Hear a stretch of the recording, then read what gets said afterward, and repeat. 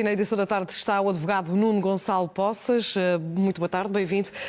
De facto, nós estamos aqui a olhar aquilo que o juiz vai olhar para este julgamento e tentar decidir é se estamos perante algo que serviu o interesse público ou, pelo contrário, um crime pela forma como essas informações foram obtidas.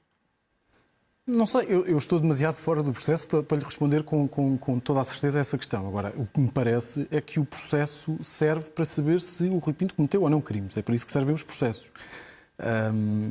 Isto pode nos levar a uma discussão um bocadinho mais abrangente, que é de saber se nós temos espaço ou não, dentro do ordenamento português, de discutir-se um cenário como aquele que se prevê, ou pelo menos que se está a tentar de alguma forma, que possa vir a acontecer. Ou seja, se alguém, tendo alegadamente praticado determinados crimes, possa ou não ser beneficiado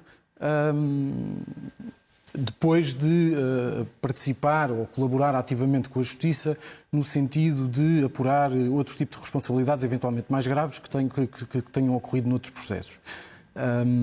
Ou seja, mais do que provar aqui a existência de um crime, é perceber as motivações que levaram a esse crime, é perceber as consequências desse crime? Esse é o debate público que eu acho que vale a pena ter. Agora, eu tenho algum receio de que todo este debate que também esteja um bocadinho, truncado, porque nós ouvíamos há pouco na peça duas senhoras que diziam que isto se tratava da nova liberdade de imprensa e que o Rui Pinto seria um herói. Eu tenho algumas dúvidas sobre isto. Por um lado, e deixe-me deixar isto muito claro, porque eu não acredito que o Rui Pinto ou outra pessoa qualquer que esteja acusado e a ser julgado em processo seja integralmente um herói ou integralmente um vilão. Nós estarmos neste prós e contras permanente a tentar decidir se publicamente se fulano A ou fulano B é inteiramente um herói ou um vilão, parece-me pouco eficaz, pouco eficiente, não traz utilidade nenhuma ao debate. Há essas duas teses diametralmente opostas. Eu não a sei tese porque de que ele é um justiceiro, a tese de que os meios justificam os fins e que, para todos os efeitos, ele ajudou a divulgar e a revelar crimes. Por outro lado, o de que se abre aqui e da forma como obteve essa informação de forma ilegal que constitui crime. São duas teses que, de facto, polarizam bastante aqui a visão acerca deste julgamento e do Rui Pinto. São várias teses que estão completamente polarizadas e que não ajudam ao debate público, nomeadamente à implementação de políticas públicas de justiça que possam servir o país e que possam servir o Estado de Direito e que nos possam servir a todos, inclusive ao Rui Pinto. Porque o discurso que diz que os fins justificam todos os meios parece-me bastante exagerado. Há algum discurso que vai no sentido de defender que, enfim, há algumas pessoas que assumem que o Rui Pinto, tendo praticado determinados factos, portanto, parece que este julgamento nem sequer vai existir porque se dá de barato que ele os praticou, que eles foram praticados, mas que desculpabilizam esses factos praticados porque ele terá ajudado a Justiça ou entregue à Justiça determinada prova que provavelmente a Justiça não a conseguiria obter de outra forma. E, portanto, que esses fins justificariam esses meios. A tese que me parece também contrária, que é que os fins não podem de todo justificar os meios, também parece um bocadinho perigosa, porque depois nós caímos neste erro de induzir a opinião pública e as pessoas em geral em erro e em algum sentido de descrédito daquilo que é a justiça. Porque hoje em dia a corrupção é um problema que as pessoas têm como grave e como certo. Aliás, as estatísticas comprovam-no. As pessoas têm na corrupção um problema que querem ver resolvido. E julgo que também que não nos dá a sensação de que há de facto uma intenção de combater a corrupção se nós, a cada solução que for proposta, nós mantivermos uma atitude que não é conservadora, mas que é mais imobilista ou até reacionária do que é o sistema de justiça, de dizer, não senhor, não há meios nenhuns para justificar seja que fins for. Portanto, temos que fazer tudo segundo as bitolas que conhecíamos para trás. A questão é que o mundo mudou e o país vai ter que se adaptar a isso. Agora, nós também podíamos estar a pensar neste momento, se o Rui Pinto, em vez de ter Não vou dizer que tenha sido ele a montar todo este aparato, mas obviamente, se isto não tivesse acontecido e se o Rui Pinto tivesse pegado na informação e tivesse deixado numa caixa à porta da sede da Polícia Judiciária, nós não estávamos aqui a discutir isto hoje. Não estávamos aqui a discutir isto hoje.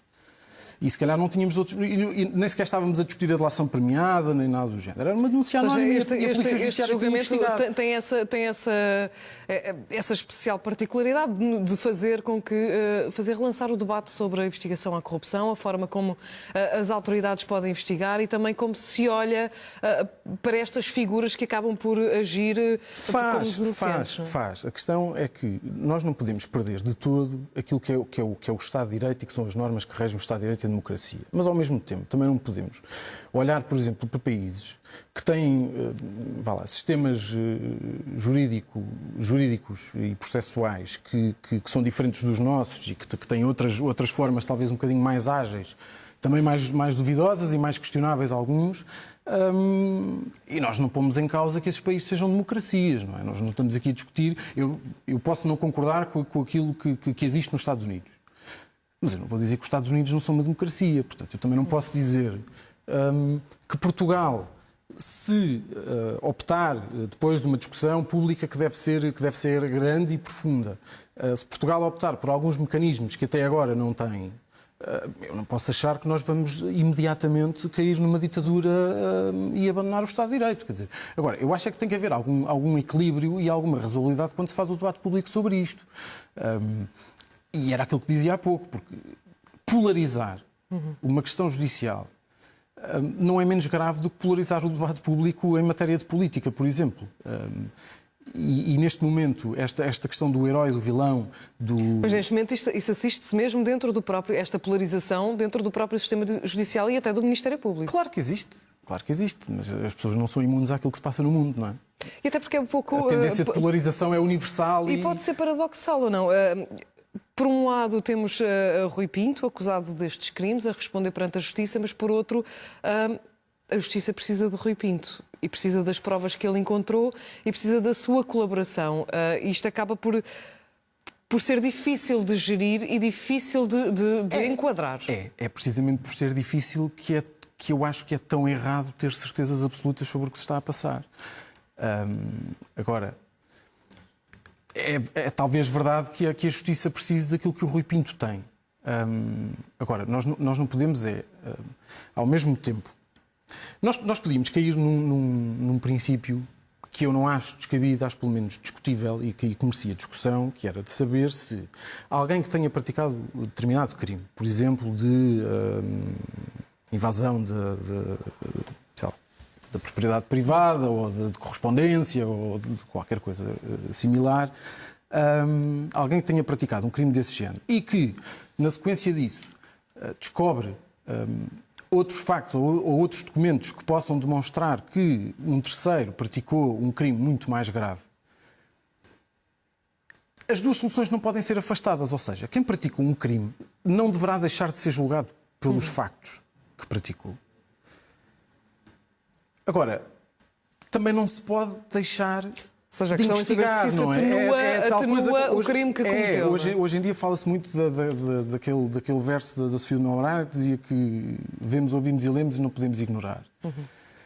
E é um bocadinho isso, porque à velocidade a que o mundo corre hoje, com a velocidade da informação, com os canais que estão disponíveis nesta altura, é muito difícil uma sociedade sobreviver democraticamente se factos alegadamente criminosos praticados por alguém estiverem na esfera pública, num blog, num site, numa rede social, e se não chegarem à Justiça. Agora, aquilo que a Justiça, julgo eu, terá que começar a perguntar-se é de que maneira é que nós conseguimos acautelar os dois pratos da balança, não é? E esse é o grande debate que vai ser relançado. Para já sabemos já sabemos apenas qual é que é a estratégia da defesa, pelo aquilo que sabemos, de insistir nesta ideia de que, de facto, que os meios justificam os fins, que não o cometeu para obter dinheiro, não sei nem se para... essa estratégia da defesa, não conheço a estratégia da defesa. Mas pelo que ouvimos da declaração inicial de Rui Pinto, será por aí, de insistir nesta ideia de que aquilo que fez foi para denunciar estes crimes e não o fez por dinheiro. Certo. E isso poderá ser determinante para olhar aqui para as verdadeiras Não intenções sei, de Rui Pinto? acho que as pessoas acharão que sim, no sentido da justiça que é mais de senso comum. Não sei se a lei que nós temos permite tirar essas conclusões. E vamos como é que vai decorrer este julgamento. Essa é que é a dúvida. E, e também que debate será relançado a partir de agora. Nuno Gonçalo Poças, muito obrigada pela presença na edição da tarde para analisarmos este julgamento, o julgamento de Rui Pinto, que é um julgamento inédito em Portugal, mesmo no que respeita às questões de segurança. As